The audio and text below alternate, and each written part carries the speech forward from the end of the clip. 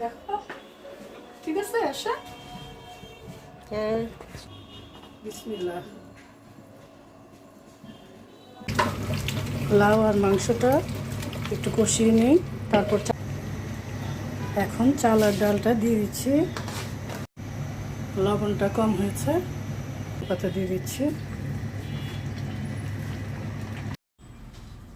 আলহামদুলিল্লাহ সব প্যাকেট করে ফেললাম।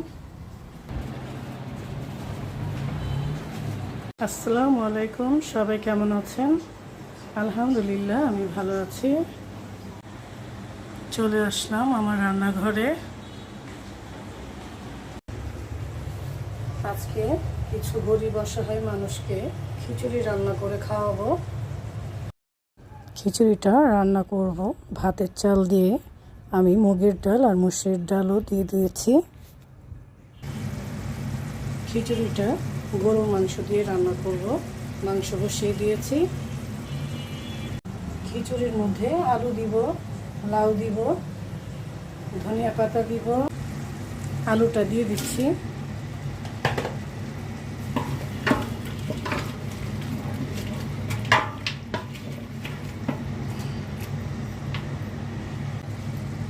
অল্প করে একটু পানি দিয়ে দিচ্ছি, আলুটা সিদ্ধ হোক।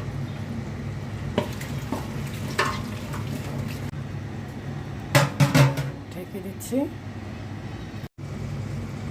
মাংসের মধ্যে লাউটাও দিয়ে দিচ্ছি।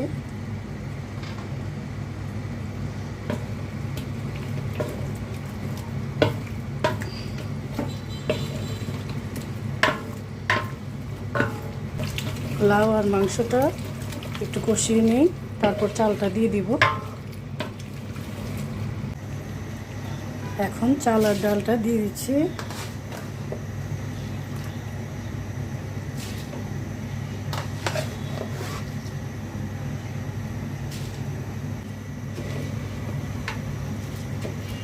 চাল আর ডালটা মাংসের সাথে ভালো করে কষিয়ে নেব।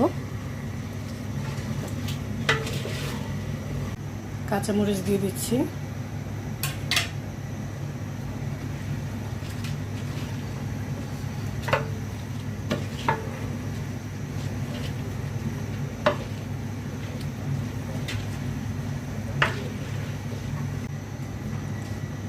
পানি দিয়ে দিচ্ছি।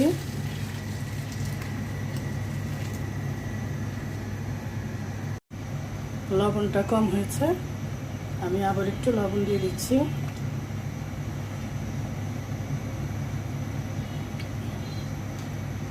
কয়েকদিন ধরে ভাবছি কিছু অসহায় মানুষকে রান্না করে খাওয়াবো, তাই আজকে খিচুড়ি রান্না করা।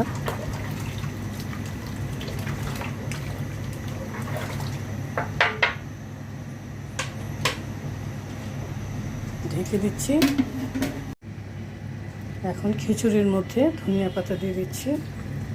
ধনিয়া পাতা দিলে খিচুড়ির টেস্টটা আরও বেড়ে যাবে। ঢেকে দিচ্ছি। খিচুড়িটা ভালোই ঝরঝরে হয়েছে, দেখো ঠিক আছে আশা। হ্যাঁ, সুন্দর হয়েছে।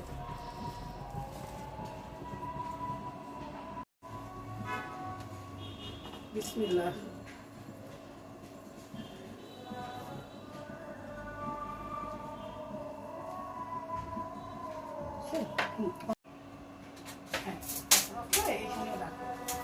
এই জায়গাটাই রাখো, তুলে না, এগুলো বন্ধ করবো না।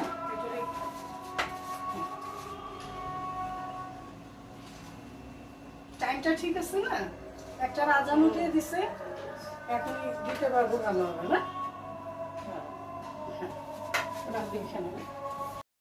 একা একা প্যাকেট করা সম্ভব না, তাই আমার যাকে ডাক দিলাম।